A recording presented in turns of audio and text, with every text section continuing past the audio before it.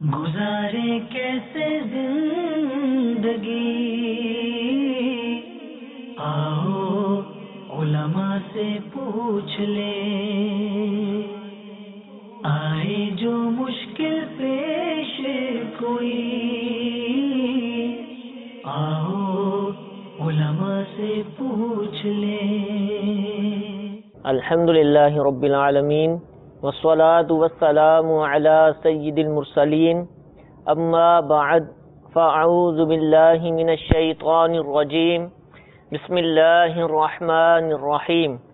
الصلاة والسلام علیک یا رسول اللہ، الصلاة والسلام علیک یا حبیب اللہ، الصلاة والسلام علیک یا نبی اللہ وَعَلَىٰ آلِكَ وَأَصْحَابِكَ يَا نور اللہ۔ میٹھے میٹھے اسلامی بھائیوں اور مدنی چینل کے ناظرین، دارالافتاء اہل سنت کے سلسلے کے ساتھ ایک مرتبہ پھر حاضر ہیں۔ درود پاک کی فضیلت سنتے ہیں۔ نبی کریم صلی اللہ تعالی علیہ وآلہ وسلم نے ارشاد فرمایا، جو کوئی شخص مجھ پر 10 مرتبہ درود پاک پڑھے، اللہ تعالی عز و جل اس پر 100 رحمتیں نازل فرماتا ہے۔ صلو علی الحبیب صلی اللہ تعالی علی محمد صلی اللہ تعالی علیہ وآلہ وسلم۔ حضور کالز ہمارے پاس موجود ہیں، سلسلے میں ہم کالز کو شامل کرتے ہیں۔ جی پہلی کال سنائیے۔ السلام علیکم۔ وعلیکم السلام ورحمۃ اللہ وبرکاتہ۔ خادم حسین فیصلہ آباد سے بات کر رہا ہوں سر، درود شریف کے بارے میں پوچھنا تھا۔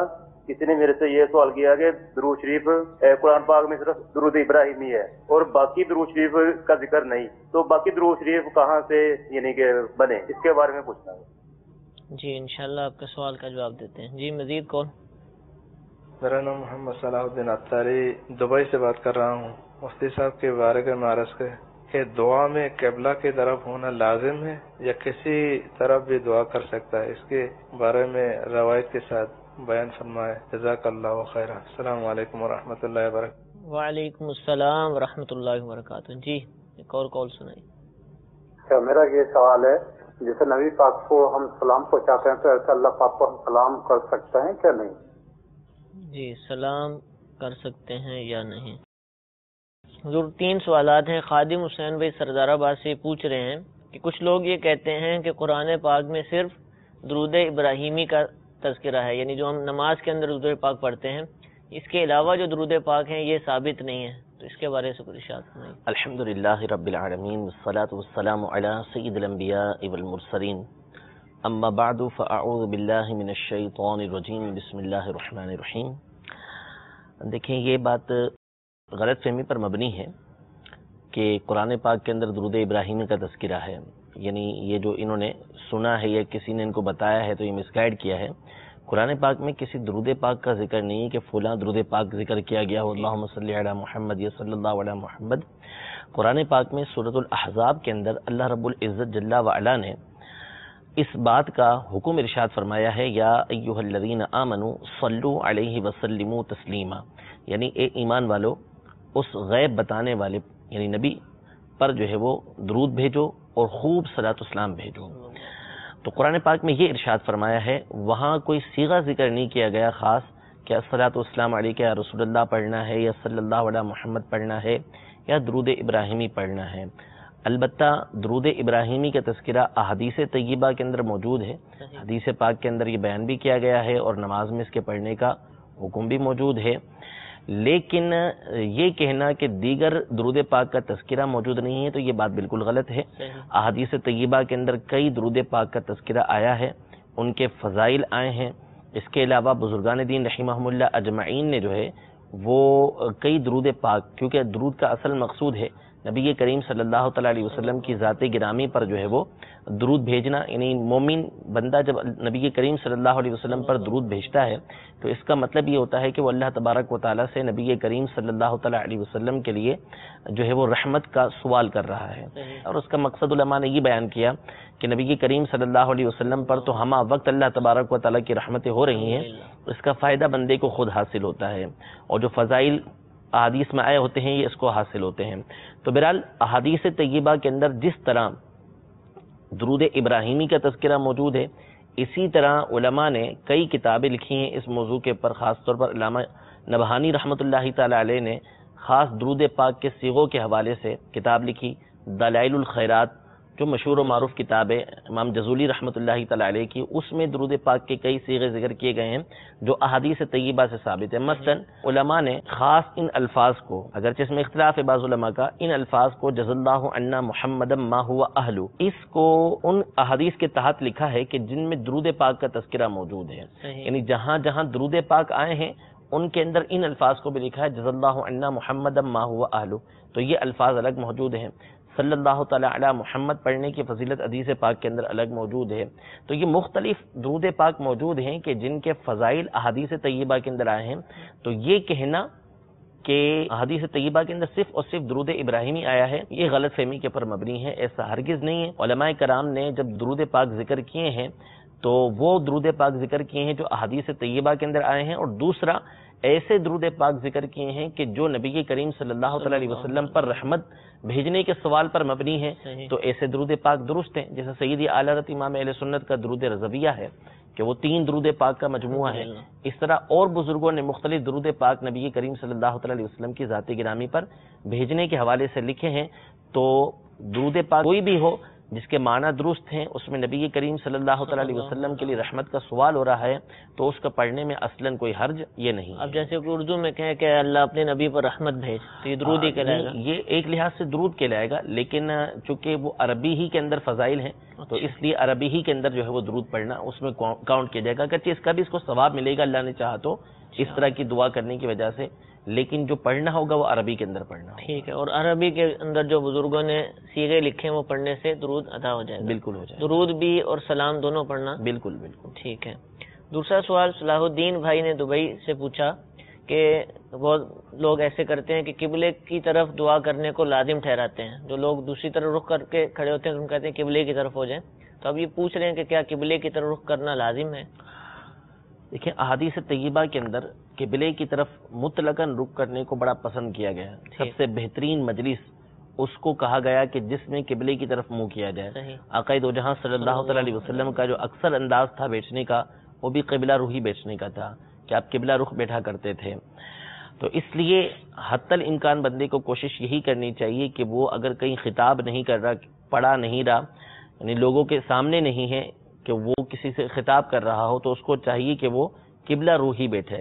تو اسی طرح دعا کرنے کے جو آداب ہیں وہ ان میں سے ایک ادب سیدی اعلی حضرت امام اہل سنت رضی اللہ تعالی عنہ نے اور آپ کے والد گرامی نے احسن الویاء کے اندر جو ہے یہ لکھا ہے کہ قبلے کی طرف رخ کیا جائے۔ آداب میں سے یہ ہے کہ باوضو قبلے کی طرف رخ کر کے بندہ بیٹھے، لیکن اگر کسی نے قبلے کی طرف رخ نہیں کیا تو اس کو گناہگار نہیں کہیں گے، یہ نہیں کہیں گے کہ وہ اس کی دعا مقبول ہی نہیں ہے، لیکن جتنے اچھے انداز میں اللہ تبارک و تعالی سے دعا کریں گے، جو آداب ہیں اس پر عمل کریں گے، تو دعا کی قبولیت کے جو امیدیں ہیں وہ اتنی ہی بڑھتی چلے جائیں گی۔ تو اس لیے دعا میں حتی الامکان یہی کوشش ہونی چاہیے کہ بندے کا رخ جو ہے وہ قبلے کی جانب ہونا چاہیے۔ لازم اس کو نہیں؟ ہاں، لازم یوں نہیں ہے کہ نہیں کرے گا تو دعا نہیں ہوئی، ایسا نہیں کہا جائے گا۔ ٹھیک ہے، جزاک اللہ۔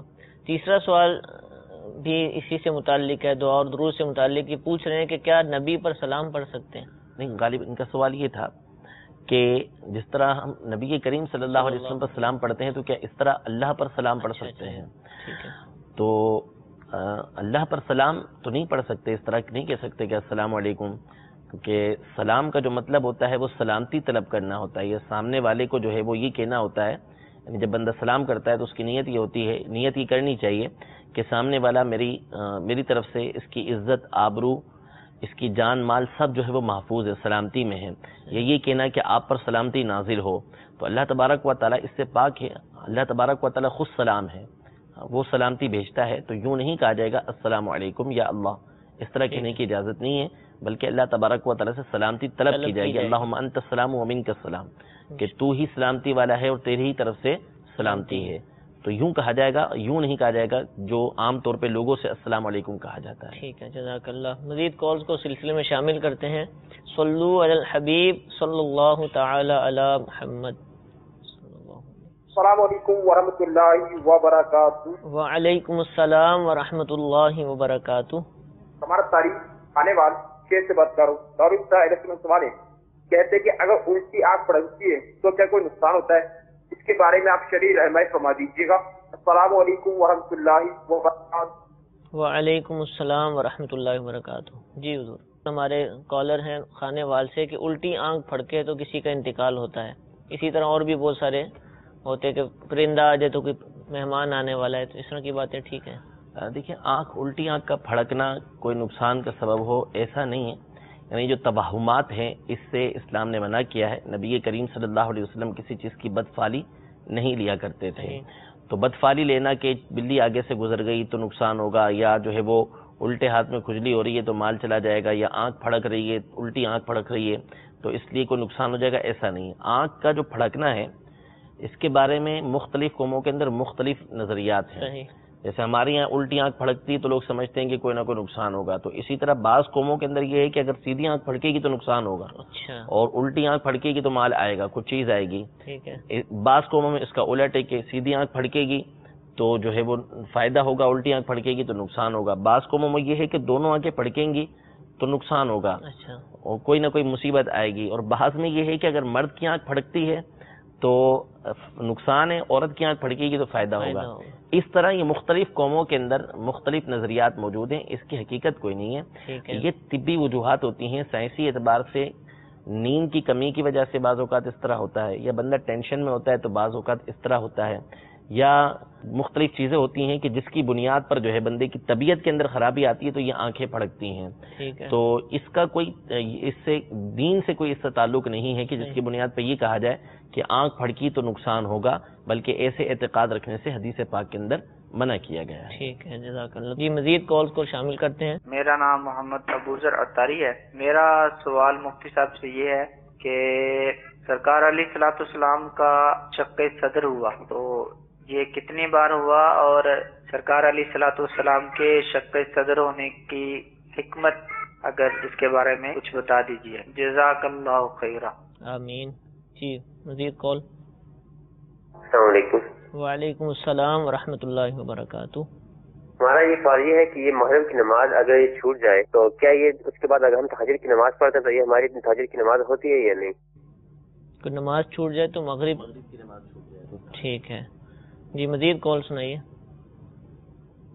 बात कर रहा हूँ। मुफ्ती साहब से मेरा सवाल है, मुफ्ती साहब मैं यहाँ ना लोकेशन में काम करता हूँ, मेरी ग्लोसरी की यहाँ दुकान है भाई मेरे की, तो मैं यहाँ अकेला ही होता हूँ ना, तो वहाँ जब नमाज का टाइम होता है तो नमाज पढ़ने के लिए मैं क्या नमाज से पढ़ने से पहले मैं अजान में दूँ, अगर अजान ना दूँ तो मैं गुनाहगार तो नहीं, अगर एक दो टाइम की अजान दे लूँ दूसरे ना दूँ टाइम ना हो, क्योंकि अकेले हो तो नजदीक मेरे मस्जिद नहीं है, बहुत दूर दूर ना, तो इससे क्या गुनाहगार तो नहीं हो। दूसरा ये कि जो सुन्नतें पढ़ी जाती हैं गैर मुअक्कदा, इनमें तो दुरूद इब्राहिम ही पढ़ा जाता है और दूसरी तीसरी रकत में किरात भी की जाती है, लेकिन सूरत मुअक्कदा जो है उनमें भी क्या दुरूद इब्राहिम और किरात की जाएगी? सवाल का जवाब मेहरबानी। अस्सलामु अलैकुम रहमतुल्लाहि व बरकातहू। वालेकुम अस्सलाम व रहमतुल्लाहि व बरकातहू। अबू ज़र भाई पूछ रहे हैं कि शक्के सदर कितनी बार हुआ, इसकी हिकमत क्या? तो ये भी फरमाइए शक्के सदर कहते किसको हैं, कई लोगों को मालूम नहीं होगा। शक्के सदर यानी शक माने काटना, ठीक है, चीरना, और सदर यानी सीना, सही, सदर। तो शक्के सदर जो हुआ है यानी नबी करीम सल्लल्लाहु अलैहि वसल्लम की सीना मुबारका को जो खोला गया, ये 4 मरतबा हुआ है। अहादीस तय्यबा की रोशनी में 4 मरतबा ये वाक़या पेश आया। एक उस वक्त जब आप बीबी हलीमा सादिया रज़ी अल्लाह तआला अन्हा के यहाँ थे, कुछ साल के थे, उस वक्त ये मामला पेश आया। फिर इसके बाद जो है जब तकरीबन 10 साल की उम्र हुई तो उस वक्त ये वाक़या पेश आया। इसके बाद जो है वो वही के नुज़ूल के वक्त जो है वो ये पहली वही के नुज़ूल के वक्त पेश आया। इसके बाद जो है वो जिस वक्त मेराज के लिए तशरीफ़ ले जाने लगे एक वक्त उस वक्त पेश आया। यानी 4 मरतबा जो है ये शक्के सदर का वाक़या पेश आया है। और इसमें हर मरतबा की जो वजह है वो इन हिकमत जो है वो अलग अलग जिक्र की गई है। पहली मरतबा के बारे में कि चूँकि नबी करीम सल्लल्लाहु अलैहि वसल्लम की उम्र मुबारक छोटी थी, ये शाह अब्दुल अज़ीज़ मुहद्दिस देलवी रहमतुल्लाह अलैह ने लिखा है। तो उस वक्त शक्के सदर का जो वाक़या पेश आया और उसको हिकमत से भरा गया, नूर से भरा गया, ताकि आप अलैहिस्सलाम अल्लाह तबारक व तआला की इबादत की तरफ ही, आप अल्लाह तबारक व तआला की ज़ात की तरफ ही मुतवज्जे रहें, खेल कूद की तरफ मुतवज्जे ना हो। बचपन में ही ये आपकी तवज्जो अल्लाह तबारक व तआला की ज़ात ही की तरफ रहे। यानी ये एक हिकमतें बयान की गई हैं اپنے اپنے ذوق کے مطابق. باقی حقیقت تو اللہ تبارک و تعالی جانتا ہے کہ اس میں کیا معاملہ تھا. اور دوسری مرتبہ جو آپ کے ساتھ یہ واقعہ پیش آیا تو اس میں بھی یہی تھا کہ نبی کریم صلی اللہ تعالی علیہ وسلم کے سینہ مبارکہ کے اندر مزید حکمت و نور کو داخل کرنا. اسی طرح جب وحی سے پہلے یہ معاملہ پیش آیا تو چونکہ وحی نازل ہونی تھی، وحی کا بوجھ آپ نے اٹھانا تھا، تو اس بوجھ کو اٹھانے کے لیے آپ علیہ الصلوۃ والسلام کا شق صدر کیا گیا. چوتھی مرتبہ جب آپ اللہ تبارک و تعالیٰ سے ملاقات کے لیے جا رہے تھے تو اس وقت زمزم سے آپ کے دل مبارک تھا اس کو دھویا گیا، یعنی زمزم کو برکتیں دی گئیں ایک طرح سے. پھر اس کے اندر حکمت اور نور کو بھرا گیا تاکہ اللہ تبارک و تعالیٰ سے جب ملاقات ہو تو آپ علیہ الصلوۃ والسلام اس کو بھی اس کا بوجھ جو ہے وہ آپ کو محسوس نہ ہو، یعنی مزید آپ کے دل کے اندر نورانیت اور برکتیں جو ہے وہ ڈالی گئیں. تو یہ 4 مرتبہ کا واقعہ پیش آیا ہے اور اس کی مختلف وجوہات علماء کرام نے اپنی اپنی کتابوں کے اندر ذکر کی ہیں. اصل یہ ہے کہ مزید اس کے اندر حکمتیں ڈالنا، مزید نور ڈالنا اس کے اندر، یہ معاملہ اس لیے پیش آیا. یہ کیا کسی حکیم نے کاٹا تھا، کیا ہوا تھا؟ یہ حضرت سیدنا جبریل علی نبینا علیہ الصلوۃ والسلام خاص طور پہ معراج کے وقت تو وہ 3 فرشتے تھے، سیدنا جبریل علیہ السلام، حضرت سیدنا میکائیل علیہ السلام اور ایک اور فرشتے آئے تھے. تو ان تینوں نے مل کر جو ہے وہ شق صدر کیا تھا. تو یہ شق صدر کا جو واقعہ پیش آیا، اب تو اس میں کوئی یہ کہہ نہیں سکتا کہ ناممکن کا معاملہ تھا، یعنی یہ کیسے ہو سکتا تھا. اب تو جو میڈیکل سائنس ہے وہ اتنی ترقی کر چکی ہے کہ وہ دل نکال کر جو ہے اس کی پیون کاری کر ڈالتے ہیں. تو اس لیے اب یہ کوئی مسئلہ ہی نہیں ہے. تو عام بندے جب اس طرح کا معاملہ کر سکتے ہیں تو قادر مطلق نے فرشتوں کو یہ طاقت دی کہ وہ یہ معاملہ جا کے کر سکیں، تو ان کے لیے بھی کوئی مشکل کام نہیں تھا. خود قرآن پاک کے اندر اللہ تبارک و تعالی نے اس کا تذکرہ فرمایا ہے. سورہ جو انشراح ہے، الانشراح یعنی الم نشرح لک صدرک، یہ کہ ہم نے آپ کے سینے کو نہ کھول دیا. تو اس کی ایک شرح یہ بھی کی گئی ہے کہ آپ کے سینے کو جو ہے وہ چاک کر کے اس میں حکمت و نور کو ڈالا گیا ہے. ماشاءاللہ، حکمت و نور بھرنے کے لیے سینہ مبارکہ کو شق کیا گیا اور یہ 4 مرتبہ الحمدللہ یہ معاملہ ہوا. تو دوسرا سوال، مغرب کی نماز نہ پڑھیں تو کیا نماز ہو جاتی ہے دیگر نمازیں وغیرہ؟ غالباً ان کے سوال سے یہ سمجھ آیا کہ مغرب کی نماز نہیں پڑھی اور تہجد کی نماز پڑھی تو تہجد ہو گئی. تو یہ پتہ نہیں کس طرح، یعنی کوئی سوال میں ان سے مسٹیک ہو گئی ہے، یہ جلدی کے اندر سوال صحیح ریکارڈ نہیں کروا سکے. اصل میں تہجد جو ہے اس کا مغرب سے کوئی تعلق نہیں ہے. مغرب کی نماز نہیں پڑھی تو اگر جان بوجھ کے نہیں پڑھی تو گناہ گار ہوں گے، توبہ کرنا ہوگی اس سے. اور اگر چھوٹ گئی ہے کسی مجبوری کی وجہ سے تو قضا ہو گئی تو اس کی قضا کرنا پڑے گی. تہجد کا معاملہ الگ ہے. تہجد کا طریقہ یہ ہے کہ عشاء کی نماز پڑھنے کے بعد بندے کو کچھ نہ کچھ سونا ضروری ہے. عشاء کی نماز پڑھی اگرچہ اس کے بعد ایک جھپکی ہی بندے کو آ گئی، نیند کی ایک جھونکا ہی اس کو آ گیا، تو اب اس کے بعد جو ہے وہ تہجد کا وقت اس کے لیے شروع ہو گیا کہ اس وقت کے اندر یہ نماز پڑھ سکتا ہے. تو مغرب کی نماز سے اس کا کوئی تعلق یہ نہیں ہے. یعنی تہجد کے لیے عشاء کی نماز پڑھنا ضروری ہے؟ عشاء کی نماز پڑھنا ضروری ہے. یعنی تہجد کا جو وقت شروع ہوگا نماز کا وہ عشاء کی نماز پڑھنے کے بعد سوئے گا، پھر اس کے بعد شروع یعنی پڑھنے والے کے اعتبار سے ہوگا کہ اس نے عشاء کی پڑھی ہے تو اس کے بعد کا جو وقت جی بالکل یعنی یہ نہیں کہ وقت جو ہے وہ وقت کا اعتبار کیا جائے کہ عشاء کا وقت ہو گیا تو اس کے بعد وہ سو گیا اور پھر اٹھا تو وہ تہجد پڑھے، نہیں، بلکہ عشاء کی نماز پڑھنی ہے. عشاء کی نماز پڑھنے کے بعد سونا، اور سونا بتا دیا کہ اس کے لیے لیٹنا ضروری نہیں، بیٹھے بیٹھے بھی اگر ایک جھونکا آ گیا تو یہ اس کا تہجد کا وقت شروع ہو گیا. ٹھیک ہے. اور یہ کب تک پڑھ سکتے ہیں؟ یہ طلوع فجر تک، یعنی فجر کا وقت شروع ہونے سے پہلے تک پڑھ سکتے ہیں. یعنی روزے کا وقت، سحری کا وقت جو ختم ہوتا ہے اس سے پہلے. لیکن بہتر یہ ہے کہ رات کے درمیانی حصے میں پڑھے یا رات کے آخری حصے کے اندر پڑھے تو یہ بہتر ہے. ٹھیک ہے. عبدالجبار بھائی افریقہ سے یہ کاروبار کرتے ہیں اور یہ دکان پر اکیلے ہوتے ہیں، مسجدیں دور دور ہیں، دکان ہی پر نماز پڑھنی پڑتی ہے. تو اب یہ پوچھ رہے ہیں کہ میں جب اکیلے نماز پڑھتا ہوں تو کیا اذان دینا ضروری ہے؟ نہ دوں تو کیا گناہ گار ہوں گا؟ اس کے حوالے سے ارشاد فرمائیے. جی دیکھیں، جو اکیلے نماز پڑھ رہے ہیں اور یہ خود بتا رہے ہیں کہ ایک تو یہ ساؤتھ افریقہ کے اندر ہیں اور دوسرا یہ کہ اکیلے نماز پڑھ رہے ہیں اور مسجدیں دور ہیں، یعنی جو صورتحال یہ بتا رہے ہیں اس کے مطابق ان کے اوپر جماعت واجب نہیں ہے. تو اکیلے نماز پڑھ رہے ہیں تو بہتر ان کے لیے یہ ہے کہ اذان و اقامت دونوں کا ہے. ٹھیک ہے. کہ احادیث طیبہ کے اندر جو ہے وہ ایسے شخص کے بارے میں بڑی فضیلت آئی ہے کہ جو اکیلا ہو، جیسے چرواہے کے بارے میں کہا کہ اس چرواہے سے اللہ تبارک و تعالیٰ بڑا خوش ہوتا ہے کہ جو پہاڑ کی چوٹی پر ہے اور وہاں جو ہے وہ اللہ تبارک و تعالیٰ کے لیے اذان کہتا ہے، اقامت کہتا ہے، اس کے بعد نماز ادا کرتا ہے تو اس سے اللہ تعالیٰ بڑا خوش ہوتا ہے. تو اس لیے جب نماز پڑھیں تو اس وقت ان کو چاہیے، ان کے لیے بہتر یہی ہے کہ اذان و اقامت دونوں کہیں، ورنہ کم از کم اقامت یہ ضرور کہہ لیا کریں۔ گناہ گار تو نہیں ہوں گے اگر چھوڑ دیا؟ دیکھیے گناہ گار تو نہیں کہیں گے ان کو، کیونکہ وہاں جماعت کی صورت نہیں ہے، اس لیے گناہ گار نہیں ہوں گے، لیکن بہرحال اس کو چھوڑنا نہیں چاہیے، اذان کہیں، اقامت کہہ کے جو ہے وہ نماز ادا کریں۔ اسی طرح کوئی شخص کسی وجہ سے گھر میں نماز پڑھتا ہے، اس کی نماز جماعت کے ساتھ نہیں پڑھ پایا تو وہ بھی کہے گا؟ ہاں جی بالکل، یعنی اگر اس کو گھر کی مسجد کی اذان پہنچ جاتی ہے گھر میں تو کہنے کی حاجت نہیں ہے۔ صحیح صحیح، ورنہ وہ کہہ لے تو بہتر ہے اس کے لیے۔ ٹھیک ہے، جزاک اللہ۔ دوسرا سوال انہی کا تھا کہ جب سنتیں غیر موقدہ پڑھتے ہیں، جیسے کہ عصر کی 4 سنتیں پڑھی، تو اب جب قعدہ اولیٰ میں بیٹھتے ہیں تو تشہد پڑھنے کے بعد درود ابراہیمی پڑھا جاتا ہے، کیا سنت موقدہ کے اندر بھی ایسا ہی کریں گے؟ نہیں جی، سنت موقدہ میں ایسا نہیں کریں گے۔ سنت موقدہ اور غیر موقدہ میں فرق ہے۔ سنت غیر موقدہ کے اندر دوسری رکعت کے اندر جب بیٹھیں گے تو اس میں درود ابراہیمی بھی پڑھنا ہے، دعا بھی پڑھنی ہے، اور پھر کھڑے ہو کے ثنا سے ابتدا کرنی ہے۔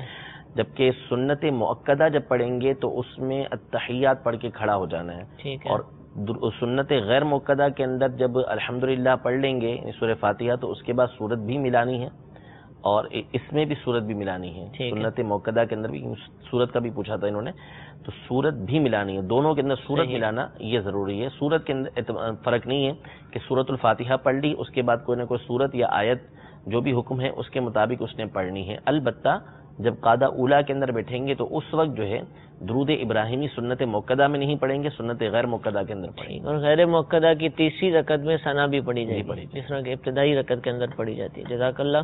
مزید کال کو شامل کرتے ہیں۔ صلو علی الحبیب صلی اللہ تعالی علی محمد صلی اللہ علیہ وسلم۔ السلام علیکم ورحمۃ اللہ وبرکاتہ۔ وعلیکم السلام ورحمۃ اللہ وبرکاتہ۔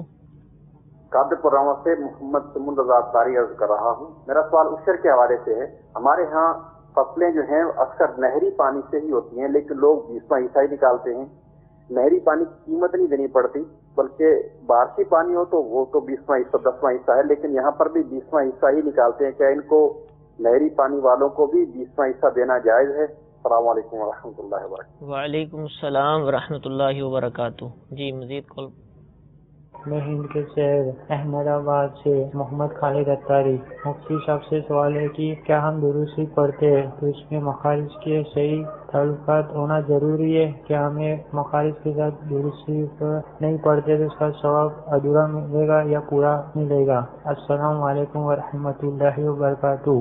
وعلیکم السلام ورحمۃ اللہ وبرکاتہ۔ حضور پہلا سوال شمعون بھائی قادر پور وغیرہ کوئی شہر ہے اس سے پوچھ رہے ہیں عشر کے حوالے سے، تو یہ مسئلہ بھی بیان کر رہے ہیں اور پوچھ بھی رہے ہیں، کہہ رہے ہیں کہ اگر جو آسمان کا پانی ہو تو اس وقت تو ہم پورا عشر دیتے ہیں، اور جو نہری پانی ہے جس پر خرچ ہوتا ہے تو اس میں لوگ 20واں حصہ دیتے ہیں، لیکن بعض زمینیں ایسی ہیں کہ جو نہری پانی سے سیراب ہوتی ہیں لیکن اس میں پیسے نہیں دینے پڑتے تو اس میں بھی 20واں حصہ دے رہے ہوتے ہیں، تو یہ ان کا مسئلہ بیان کرنا اور یہ مزید جو پوچھ رہے ہیں اس کے حوالے سے۔ دیکھیے مسئلہ تو بہرحال وہ جو نے پڑھا ہوگا اس اعتبار سے بیان کرنے لگے تھے۔ یہ عشر جو ہے وہ جب نہری پانی سے ہے تو اس پر 20واں حصہ نہیں ہے 10واں حصہ ہی دینا پڑے گا، عشر پورا دینا پڑے گا۔ جس طرح آسمان کے بارش کے پانی سے جو ہے وہ کھیتی جو سیراب ہوئی ہے تو اس پر 10واں حصہ ہوتا ہے، تو اسی طرح جو نہر کا پانی ہوتا ہے اس کے اوپر بھی جو ہے وہ 10واں حصہ ہی دینا پڑتا ہے، 20واں حصہ دینا یہ غلط ہے۔ نہر کے پانی کے پیسے جو دیے جاتے ہیں وہ خریدنے کے نہیں دیے جاتے، وہ ٹیکس ہوتا ہے، ٹھیک ہے، تو لہذا اگر اس میں ٹیکس بھی دینا پڑتا ہے تو اس صورت میں بھی اس کے اوپر 10واں حصہ ہی اس کو دینا پڑے گا، اخراجات میں شامل کر اخراجات میں شامل کیا جائے گا، اور اس کو نہر کے پانی سے جو سیراب کیا گیا ہے کھیتی کو، زمین کو جو سیراب کیا گیا ہے تو اس میں جو ہے وہ ان کو 10واں حصہ ہی دینا ہے۔ ٹھیک ہے، پانی جو خریدا جاتا ہے عموماً ٹیوب ویل وغیرہ سے ہوتا ہے، ورنہ وہ ٹیکس کے زمرے میں آتا ہے۔ ٹھیک ہے، دوسرا سوال حضور یہ پوچھ رہے ہیں کہ درود پاک ہم پڑھتے ہیں الحمدللہ، تو کیا اس میں بھی مخارج کا درست ہونا ضروری ہے؟ اگر مخارج درست نہیں ہوں گے تو کیا آدھا ثواب ملے گا؟ دیکھیں آدھا یا پورے ثواب کی بات تو نہیں ہے، اصل چیز ہے کہ مخارج کے ساتھ پڑھنا صحیح ضروری ہے، یعنی مخارج ایسے ہوں کہ جس میں جو ہے وہ لفظ واضح ہو سکتے ہوں، یعنی جو لفظ آپس میں جن کے مخارج قریب ہیں، یعنی مخرج قریب ہے جن کا، تو ان میں فرق ہونا یہ ضروری ہے، تو اس لیے مخارج کے ساتھ جو ہے وہ درود پاک ہو یا کوئی اور وظیفہ ہو اس کو پڑھنا یہ ضروری ہے، اپنا مخرج جو ہے وہ درست کریں اس کے لیے، تو آدھے یا پورے ثواب کی بات نہیں ہے، درود پاک صحیح تلفظ سے پڑھیں گے، صحیح مخارج کے ساتھ پڑھیں گے تو ثواب پورا ہی ملے گا، اور اگر غلط پڑھیں گے تو ثواب تو دور کی باتیں، ہو سکتا ہے وبال کی صورت نہ بن جائے کہیں، اور اگر وظیفہ وغیرہ ہو تو الٹا نقصان کہیں اس کا نہ ہو جائے. تو اس لیے درود پاک کو بھی صحیح تلفظ کے ساتھ پڑھنا یہ سیکھنا ضروری ہے. اور نماز کا جو مسئلہ ہے، یعنی مخارج درست نہ ہونے کی صورت میں نماز اس صورت میں ہوگی فاسد جبکہ معنی بگڑ جائے گا. معنی نہیں بگڑتا تو نماز فاسد تو نہیں ہوگی، لیکن بہرحال اس طرح کرنا غلط ہے. اور جب تک وہ مخارج بگڑے ہوئے ہیں لیکن کسی امام کے پیچھے نہیں پڑھ پا رہا نماز، یعنی کوئی ایک تو صحیح قرات والا امام مل جاتا ہے جو امامت کی شرائط پر پورا اترتا ہے، اس کے پیچھے وہ نماز پڑھ رہا ہے تو ویسی نماز اس کی ہو جائے گی. اور اکیلا نماز پڑھ رہا ہے تو جب تک کوشش کر رہا ہے، زمانہ کوشش میں اگرچہ کہ مخارج اس کے غلط ہیں لیکن اس کی نماز بہرحال ہو جائے گی زمانہ کوشش کے اندر. لیکن اس پر لازم یہ ہے کہ وہ اپنے مخارج کو حتی الامکان جتنی کوشش وہ کر سکتا ہے اس کو ٹھیک کرنے کی وہ بھرپور کوشش یہ کرتا ہے. جیسے مدرسے میں شرکت کر لے، یہ کوشش کرے، یہ کفایت نہیں کرے گا. مدرسہ اس کے علاوہ بھی اس کو وقت دینا پڑے گا. وقت دینا پڑے گا. مدرسہ تو 41 منٹ کا ہوتا ہے زیادہ سے زیادہ، اس میں بھی 10-15 اور ہوتے ہیں، تو اس کو تو اتنا وقت نہیں ملے گا. تو اس کو سیکھ کر مسلسل کوشش کرنا ہوگی کیونکہ اس کی آخرت کا معاملہ ہے. صحیح، نماز پڑھنا فرض ہے اور اس کو سیکھنا ضروری ہے. ٹھیک ہے، مزید کال کو سلسلے میں شامل کرتے ہیں. صلو علی الحبیب صلی اللہ تعالی علی محمد صلی اللہ علیہ وسلم. میرا سوال مفتی صاحب سے یہ ہے کہ جو بیعت کی جاتی ہے کسی بزرگ کو بغیر ہاتھ دیے، ہاتھ میں ہاتھ ملائے بغیر، کیا یہ جائز ہے؟ تو قرآن پاک میں تو اللہ تعالیٰ کا فرمان یہ ہے، رضی اللہ فوق ایدیہم، کہ ہاتھوں میں ہاتھ ہونے چاہیے. اور بیعت رضوان میں صحابہ کرام نے نبی کریم صلی اللہ علیہ وسلم ساتھ ہاتھ ملا کر بیعت لی تھی، اس کے بارے میں رہنمائی فرمائیں. السلام علیکم ورحمۃ اللہ وبرکاتہ. وعلیکم السلام ورحمۃ اللہ وبرکاتہ. جی کال سنائیے. میرا نام علی ہے. میرا سوال یہ ہے کہ امتحان تو اس چیز سے لیا جاتا ہے جس چیز کے بارے میں پتہ نہ ہو. اللہ تعالیٰ کو تو اپنے بندے کے بارے میں پتہ ہے کہ یہ میرے امتحان میں فیل ہوگا یا پاس ہوگا، پھر بھی اللہ امتحان لیتا ہے. جی اللہ پھر بھی امتحان لیتا ہے. پہلا سوال بیعت کے بارے میں ہے. یہ پوچھ رہے ہیں کہ بیعت جب ہم کرتے ہیں کسی پیر کامل کے ہاتھ پر تو کیا حصی طور پر ہاتھ کے اندر ہونا ضروری ہے یا ویسے ہی جو الفاظ کہہ کر بیعت کر لی جاتی ہو جاتی ہے؟ یہ کہہ رہے ہیں کہ قرآن پاک میں تو فرمایا ید اللہ فوق ایدیہم، ہاتھوں میں ہاتھ، انہوں نے ترجمہ بھی کر دیا. اور بیعت رضوان جب ہوئی تھی، صحابہ اکرام علیہم رضوان نے سرکار علیہ السلام کی بیعت کی تھی، اس وقت بھی ہاتھ میں ہاتھ دیے تھے. تو کیا اس حوالے سے شریعت کہتی ہے؟ دیکھیں، بیعت کے لیے ہاتھ میں ہاتھ دینا یہ ضروری نہیں ہے. ٹھیک ہے، پہلی بات تو یہ ہے کیونکہ بیعت کی جو شرائط بیان کی گئی ہیں وہ 4 شرطیں بیان کی گئی ہیں پیر کے حوالے سے. اس میں ہاتھ دینے کا کہیں تذکرہ موجود نہیں ہے. پہلی بات تو یہ. دوسری بات یہ کہ احادیث طیبہ کے اندر جو ہے وہ نبی کریم صلی اللہ علیہ وسلم نے یہ موجود ہے کہ مردوں سے بھی بیعت لی ہے، عورتوں سے بھی بیعت لی ہے. جب عورتوں سے بیعت لی نبی کریم صلی اللہ علیہ وسلم نے تو کبھی بھی کسی عورت کے ہاتھ کو نبی کریم صلی اللہ علیہ وسلم اپنے ہاتھ میں نہیں لیا. ٹھیک ہے. اور جہاں تک رہا مردوں کا معاملہ، تو مردوں سے جو بیعت لی ہے اس میں بھی دونوں طرح کی روایتیں ہیں. صحیح. بعض روایتیں مسلم شریف کے حدیث پاک موجود ہے کہ ایک قبیلے کے افراد جو ہے وہ بارگاہ رسالت میں بیعت کے لیے حاضر ہوئے تو ان میں ایک کوڑی شخص تھے، مجذوم تھے. تو نبی کریم صلی اللہ تعالیٰ علیہ وسلم نے ان کو کہا کہ ٹھیک ہے ہم نے تم سے بیعت کر لی. ان کا ہاتھ میں نہیں لی گیا. اس کی حکمتیں تھیں. نبی کریم صلی اللہ علیہ وسلم نے ویسے جو کوڑ والے ہیں ان کو بٹھا کے اپنے ساتھ کھلایا بھی ہے، لیکن بیعت نہ لینے کی کچھ حکمتیں تھیں. لیکن اس سے واضح ہوا کہ حضور علیہ الصلوۃ والسلام نے ان کا ہاتھ میں ہاتھ نہیں لیا اور بیعت کر لی، جس سے معلوم ہوا کہ بیعت ہو جاتی ہے. دوسری بات جو بیعت رضوان کی بات ہے، تو بیعت رضوان کے اندر خود حضرت سیدنا عثمان غنی رضی اللہ تعالی عنہ جن کے جانے کے بعد بیعت لی گئی تو حضور علیہ الصلوۃ والسلام نے اپنا ہاتھ ان کے ہاتھ کی جگہ پر رکھا تھا. وہ انہوں نے ہاتھ میں ہاتھ رکھ کے بیعت نہیں لی. ان کی بیعت حضور علیہ الصلوۃ والسلام نے ان کی غیبت کے اندر لی ہے اور ان کا ہاتھ جو ہے ان کی جگہ اپنا ہاتھ رکھا. تو حضرت عثمان غنی رضی اللہ تعالیٰ عنہ کا حقیقتاً وہاں پر ہاتھ نہیں تھا. اور یہ جو قرآن کی آیت انہوں نے پڑھی ہے، بہرحال اس کا ترجمہ یہ نہیں ہے. ید اللہ فوق ایدیہم کا مطلب ہے کہ اللہ کا جو دست قدرت ہے، اس کی جو قدرت ہے وہ ان کے ہاتھوں کے اوپر ہے. تو یہ جو ہاتھ میں ہاتھ رکھنے کا معاملہ ہے، اس کی وجہ شرح نے جو بیان کی ہے، شارحین حدیث نے جو بیان کی ہے، مولا علی قاری رحمۃ اللہ تعالی علیہ نے مرقات کے اندر اور دیگر بزرگوں نے اس کی وجہ عادت بیان کی ہے کہ اہل عرب کی یہ عادت تھی کہ جس وقت وہ کسی سے بیعت لیتے کسی بھی معاملے پر، چاہے نبی کریم صلی اللہ تعالی علیہ وسلم نے بیعت لی ہو یا کسی اور نے بیعت لی ہو، وعدہ لیا ہو کسی سے، تو ان کی عادت تھی کہ وہ ہاتھ پر ہاتھ رکھ کر لیا کرتے تھے. یہ کچھ شرائط میں سے نہیں تھا، طریقہ کار یہ تھا کہ ہاتھ میں ہاتھ رکھ کر وہ بیعت لیتے تھے، وعدہ کرتے تھے، کسی چیز کا معاہدہ کیا کرتے تھے. تو اس لیے یہ ہاتھ پہ ہاتھ رکھنے کا احادیث طیبہ کے اندر تذکرہ آیا ہے. ورنہ بعض افراد وہ ہیں کہ جن سے نبی کریم صلی اللہ تعالی علیہ وسلم نے بغیر ہاتھ رکھے بھی بیعت لی ہے. سید اعلی حضرت امام اہل سنت رضی اللہ تعالی عنہ نے فتاوی رضویہ کے 26ویں جلد کے اندر اس بات کو صراحت کے ساتھ لکھا ہے کہ اگر کوئی شخص کسی پیر سے خط کے ذریعے بھی بیعت کرتا ہے تو اس کی بیعت ہو جائے گی. وہ خط کے ذریعے بیعت کر رہا ہے تو جب وہاں بیعت ہو جائے گی تو اسپیکر کے ذریعے، مائک کے ذریعے اگر کسی پیر نے بیعت کروائی ہے تو بدرجہ اولا وہ بیعت ہو جائے گی. اس میں کوئی حرج نہیں ہے. تو اس لیے بیعت کے لیے ہاتھ میں ہاتھ دینا اچھی بات ہے. اگر کسی نے پیر کے ہاتھ میں ہاتھ دے کے بیعت کی تو اچھی بات ہے، لیکن اگر اس کو موقع نہیں ملا اور اس نے بغیر ہاتھ میں ہاتھ دیے بیعت کر لی تو اس صورت میں اس کی بیعت یہ ہو جائے گی. ٹھیک ہے حضور، انہوں نے تو ایسی کوئی بات نہیں کی، لیکن اگر کوئی اس آیت میں ترجمہ کرے اللہ کا ہاتھ، بیعت والے میں اللہ کا ہاتھ تھا بیعت کے وقت، اس طرح مراد لینا ہے اللہ کا ہاتھ، یعنی نعوذ باللہ اللہ تبارک و تعالی جسم و جسمانیت سے پاک ہے، جسم اس کا نہیں ہے. یہ متشابہات ہیں. ٹھیک ہے. یعنی متشابہات وہ آیت کہلاتی ہیں کہ جن کے اندر پڑھنا ممنوع ہے. قرآن پاک کے اندر اللہ تبارک و تعالی نے ارشاد فرمایا کہ هو الذی انزل علیک الکتاب منہ آیات محکمات ہن ام الکتاب واخر متشابہات، کہ وہی رب ہے، وہی اللہ عز و جل ہے کہ جس نے آپ پر کتاب کو نازل فرمایا. اس میں سے کچھ آیتیں بالکل واضح ہیں، محکم ہیں، اور کچھ آیتیں متشابہات ہیں. فَأَمَّا الَّذِينَ فِي قُلُوبِهِمْ زَيْغٌ فَيَتَّبِعُونَ مَا تَشَابَهَ مِنْهُ ابْتِغَاءَ الْفِتْنَةِ وَابْتِغَاءَ تَأْوِيلِهِ، کہ جن کے دلوں کے اندر ٹیڑھ ہوتا ہے تو وہ متشابہات والی آیت کے پیچھے پڑتے ہیں فتنہ برپا کرنے کے لیے. تو متشابہات والی جو آیت ہوتی ہیں، ید اللہ ہے، ساق کے الفاظ آئے ہیں یعنی پنڈلی کے، تو ان تمام کے اندر یہ ہے جو مذہب بزرگوں کا وہ یہ ہے کہ اللہ تبارک و تعالیٰ کی جو مراد ہے وہ حق ہے. یہ جو اللہ نے فرمایا وہ حق ہے، ہم اس کو سچ مانتے ہیں، حق مانتے ہیں.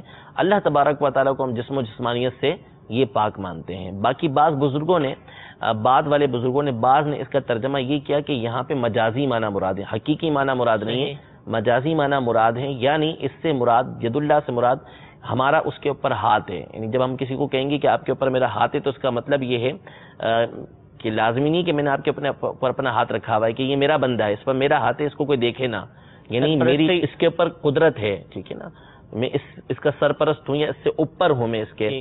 تو یہاں پہ اس کا مقصد یہ ہوگا کہ اللہ تبارک و تعالیٰ کی قدرت ان کے اوپر ہے، حمایت کہہ سکتے ہیں، حمایت ان کے ساتھ ہے، قدرت اس کے ساتھ ہے. تو بہرحال اصل یہ ہے کہ بندہ جو اللہ نے فرمایا اس کو حق مانے، اور اس کا معنی اللہ اور اس کا رسول یہ بہتر جانتے ہیں. تلاوت کرنے میں تو مسئلہ نہیں، کوئی مسئلہ نہیں، صرف اس کے معنی کے پیچھے پڑھنا، معنی کی تعویل کے پیچھے نہیں پڑھا جائے. ٹھیک ہے، اس سے منع کیا. جزاک اللہ. دوسرا سوال حضور بڑا عجیب سا ہے کہ فرماتے ہیں کہ امتحان تو اس سے لیا جاتا ہے کہ جس کو پہلے معلوم ہو، معلوم نہ ہو. اللہ تعالیٰ کو تو ہمارے بارے میں معلوم ہے کہ ہم سچے ہیں، جھوٹے ہیں، اچھے ہیں، برے ہیں، تو پھر اللہ امتحان کیوں لیتا ہے؟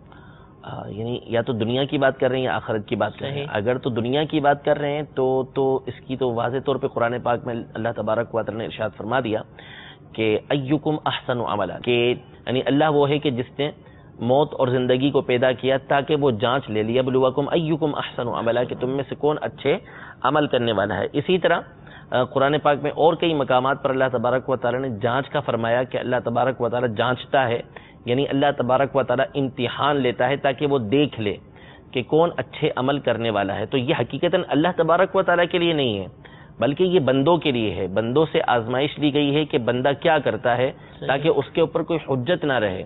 قیامت کے دن جب اللہ تبارک و تعالی کی بارگاہ میں حاضر ہوگا تو اگر اس نے آزمائشوں کے اوپر جو ہے وہ صبر کیا ہوگا تو اس کو ثواب ملے گا، اور اگر آزمائشوں پر واویلا کیا ہوگا تو ہو سکتا ہے کہ اس کی پکڑ ہو جائے. تو یہ بندوں کے لحاظ سے ہے، اللہ تبارک و تعالیٰ کے لحاظ سے نہیں. اللہ تبارک و تعالیٰ تو جانتا ہے، لیکن بندے کی جو آزمائش ہوتی ہے وہ اس لیے ہوتی ہے کہ آیا یہ صبر کرے گا یا نہیں کرے گا، تاکہ اس کے ثواب کے اندر یا جو اس کے اوپر عتاب کیا جائے، نافرمانی جو اس نے کی ہے، ناشکری جو اس نے کی ہے، اس پر یہ عذاب کا مستحق بنے گا یا نہیں بنے گا. اس لیے بندے کا امتحان لیا جاتا ہے، نہ یہ کہ اللہ تبارک و تعالیٰ جانتا نہیں ہے. اللہ تبارک و تعالیٰ تمام کے تمام معاملات کو یہ جانتا ہے. ٹھیک ہے، جزاک اللہ. جی مزید کال کو شامل کرتے ہیں. صلو علی الحبیب صلی اللہ تعالی علی محمد صلی اللہ علیہ وسلم.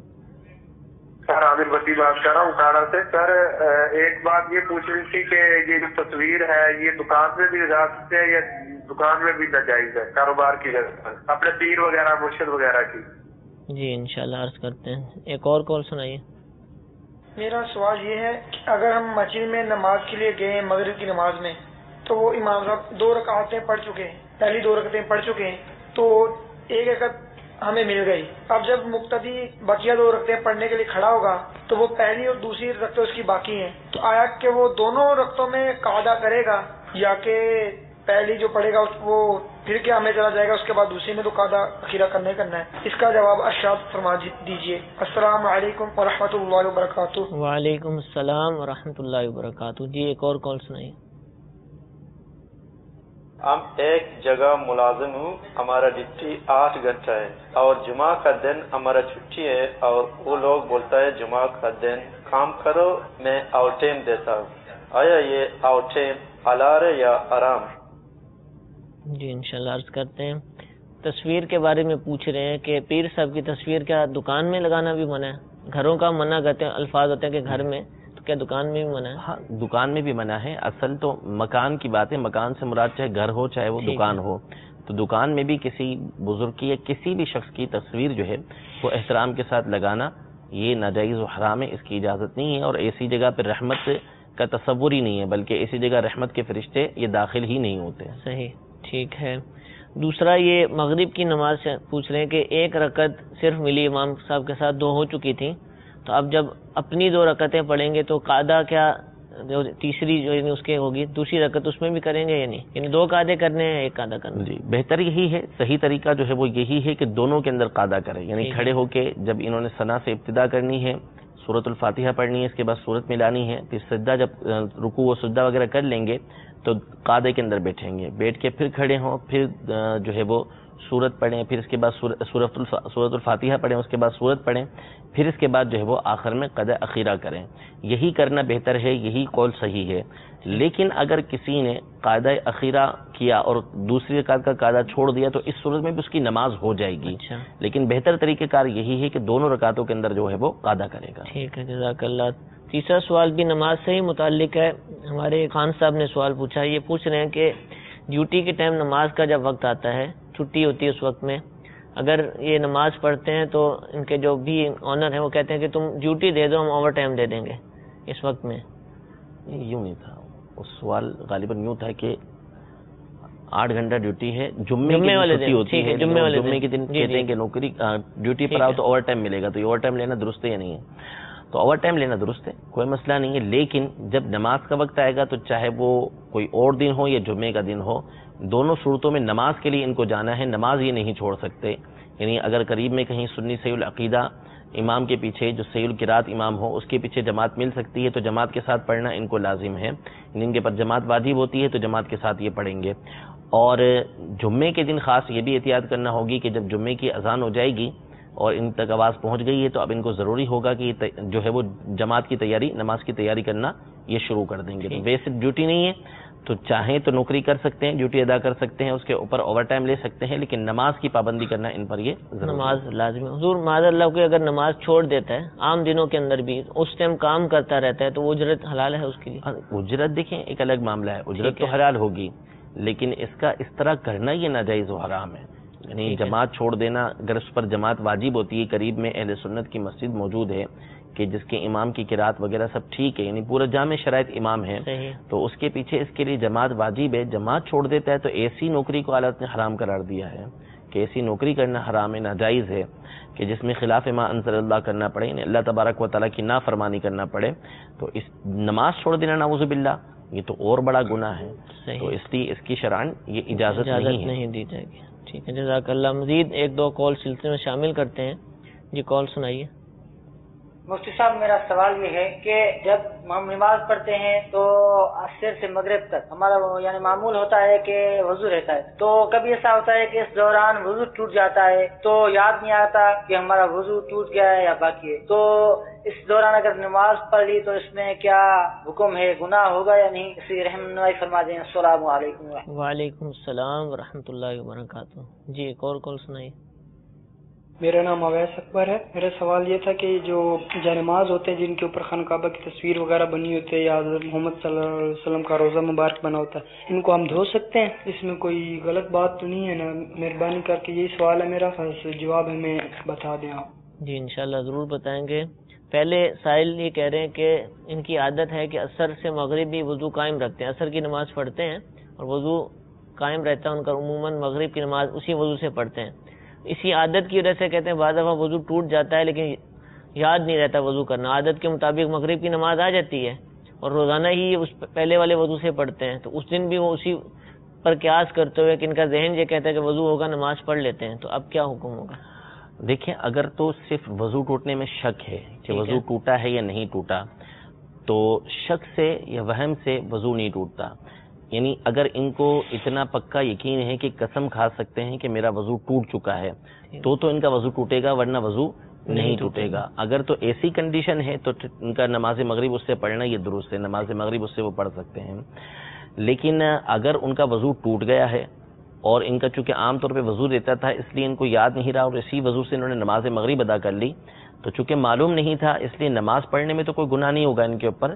لیکن جیسے ہی ان کو یاد آیا تو اب ان پر ضروری ہوگا کہ وضو کر کے نماز مغرب یہ ادا کریں گے. یعنی اگر نماز مغرب کے وقت میں ہی یاد آ گیا تو انہوں نے ادا ہی کرنی ہے، اور وقت گزر گیا، عشاء کا وقت شروع ہو گیا، اب یاد آیا کہ میرا وضو ہی نہیں تھا، تو اس صورت میں پھر یہ وضو کر کے اس نماز کی قضا کریں گے. ٹھیک ہے، یعنی ظاہر لگ بھی رہا ہے کہ ان کو ٹوٹنے کا پتہ تھا لیکن اس وقت یاد نہ آیا جب نماز پڑھ رہے تھے. اگر ایسا ہے ٹوٹنا یاد ہے تو ظاہر سی بات ہے نماز مغرب ان کی ہوئی نہیں، سرے سے شروع ہی نہ ہوئی، اس لیے اب وضو کر کے انہوں نے اس کی، اگر مغرب کا وقت موجود ہے تو اس کی ادائی کریں گے، اور اگر مغرب کا وقت نکل گیا تو پھر قضا کریں گے. ٹھیک ہے. اویس اکبر بھائی یہ پوچھ رہے ہیں کہ وہ مصلی جائے نمازیں جن پر تصاویر ہوتی ہیں خانہ کعبہ کی، روضہ مبارک کی، اس کو دھو سکتے ہیں؟ نیز یہ کہ اس پر نماز بھی پڑھ سکتے ہیں؟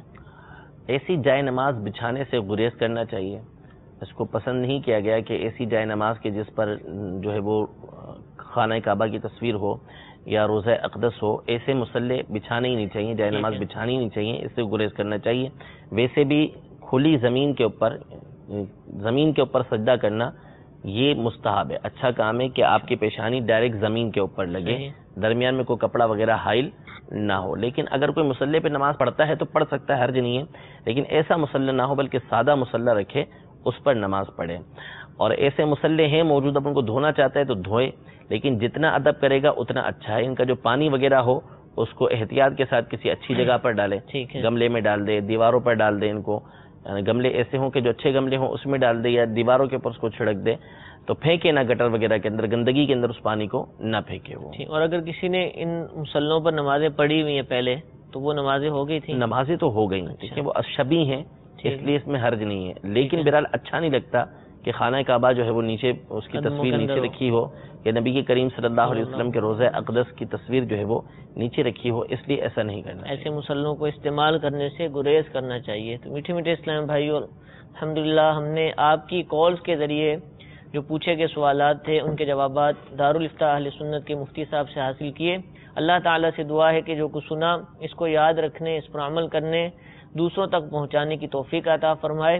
آمین بجاہ النبی الامین. صلو علی الحبیب صلی اللہ تعالی علی محمد صلی اللہ تعالی علیہ وآلہ. گزارے کیسے زندگی،